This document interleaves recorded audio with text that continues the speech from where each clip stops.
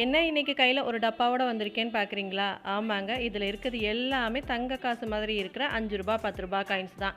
ஒரு 4 மாசமா சேர்த்துட்டு வந்தது. இப்ப பாக்ஸ் ஃபுல்லா ஆயிட்டனால இன்னைக்கு இத ஓப்பன் பண்ணியாச்சு.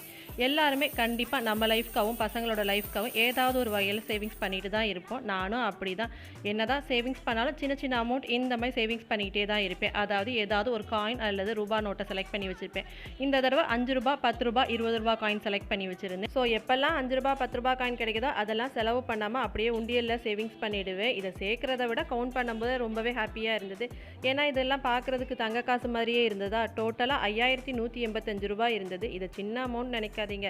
சிறு துளி பெருவெள்ளம்னு சொல்லியிருக்காங்க. இது எல்லாத்தையும் பசங்களோட எஜுகேஷனுக்காக அவங்களுக்கு ஓப்பன் பண்ணி கொடுத்துருக்க சேவிங்ஸ் அக்கௌண்ட்ல டெபாசிட் பண்ணிடுவேன். இந்த தடவை கொஞ்சம் பெரிய அமௌண்ட்டா இருக்கட்டும்னு சொல்லி ரூ. 50 செலக்ட் பண்ணி உண்டியல சேவிங்ஸ் பண்ணவும் ஆரம்பிச்சாச்சு. நீங்களும் என்ன மாதிரி செலக்ட் பண்ணி சேவிங்ஸ் பண்ணுவீங்கன்னா மறக்காம கமெண்ட்ல ஷேர் பண்ணுங்க.